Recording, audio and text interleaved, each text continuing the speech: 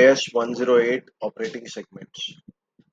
Operating segments, it is a component of an entity, engages in business activities which may earn revenues and incur expenses. Results are reviewed by the chief operating decision maker. An operating segment may engage in business activities for which it has yet to earn revenues. That is, a startup may also classify its operations as an operating segment. Not every part of entity is necessarily an operating segment or a part of an operating segment. Simple definition, it could be a product line or a geographical location. Steps for operating segments. Identify chief operating decision maker. Identify operating segments.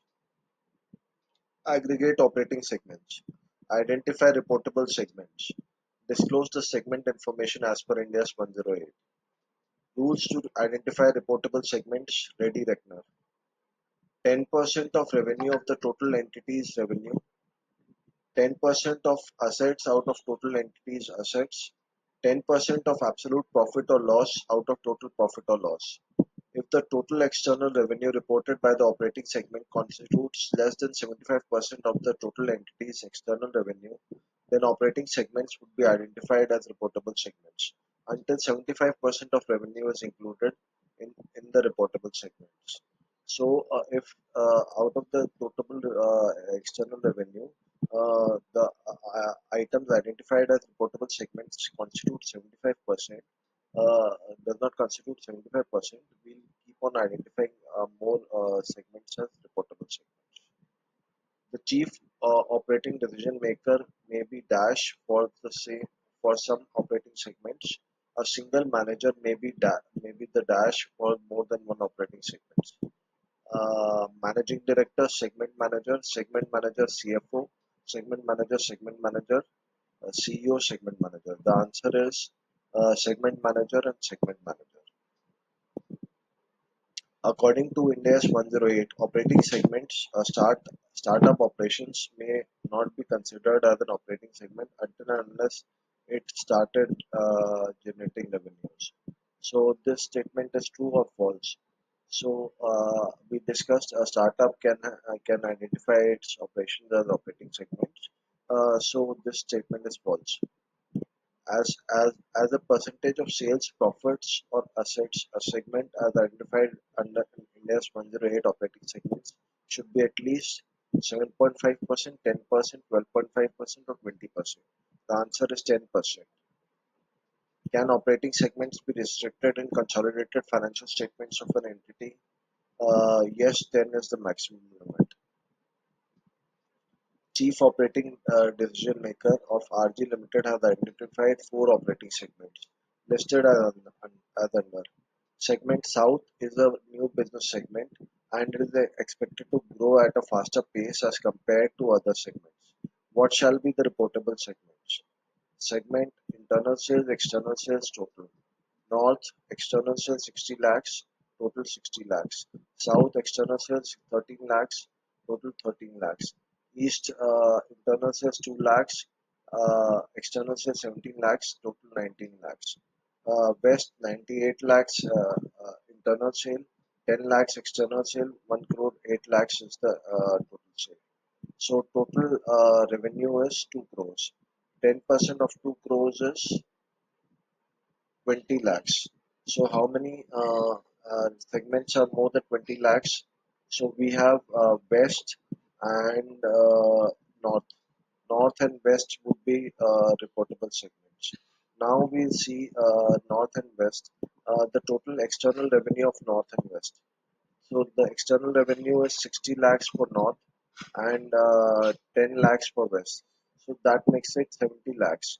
70 lakhs, it is not equal to 75% of external revenue. So 1 crore is the total external revenue. 75% of that would be 75 lakhs.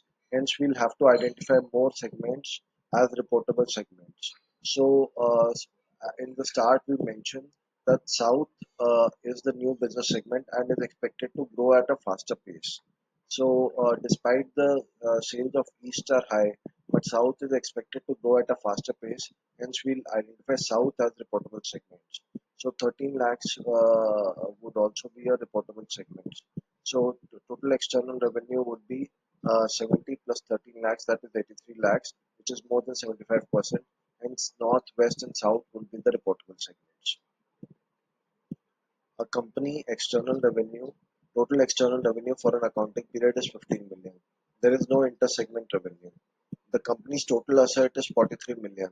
The total profit for the period is 2.6 million, and total losses for all loss-making segment is 1.9 million.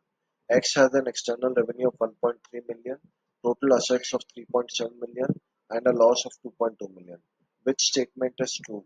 X is the reportable segment because it has the revenue of 1.3 million. Segment X is the reportable segment because it has assets of 3.7 million. Segment X is the reportable segment because it has loss of 2.2 million. Segment X is not a reportable segment. So we'll see revenue 15 million. The 10% threshold is 1.5 million. So X has a revenue of 1.3 million, which is less than 1.5 million. Hence, it is not a reportable segment. Hence, revenue is not the criteria. The company's total assets is 4.3 million. 10% of 4.3 million, 43 million is 4.3 million. The assets of X is 3.7 million, which is less than 4.3 million. Hence, X is not a reportable segment because of its assets. The total profit for the period is 2.6 million. Absolute profit is 2.6 million. Uh, uh, 10% of 2.6 million is 0.26 million. 0.26 million, uh, there's no profit, hence it is not a reportable segment because of profit. Total loss, absolute profit is 1.9 million. 10% of 1.9 million is 0.19 million, uh, and X has a loss of 2.2 million, which is greater than 0.19 million. Hence, it is a reportable segment because of loss of 2.2 million. X is the reportable segment because it has a loss of 2.2 million. Disclosure: an entity shall disclose the entity shall disclose segment profit or loss, including specified revenues and expenses included in reported segment profit or loss, segment assets and liabilities, and the basis of the measurement. It shall provide a recon of total reportable segment revenues to entities revenue, total reportable segment profit or loss to entities profit or loss, total reportable segment uh, assets or liabilities to entities assets or liabilities, the total of the reportable segments amounts for every other material amount of information disclosed in the corresponding amount of the entity. Difference between Ind AS 108 and IFRS 8. IFRS 8 and Ind AS 108 is substantially the same in all respects except applicability clause. Ind AS 108 applicable to companies to which Ind AS is notified under the Companies Act apply. IFRS is applicable to separate or individual financial statements of entity and the consolidated financial statements of group with a parent whose debt or equity instruments are traded in public market, that files or is in the process of filing its financial statements with the Securities Commission or other regulatory organization for the purpose of issuing any class of instruments in a public market. This brings us to the end of the session. Please do like, subscribe the channel. Thank you so much.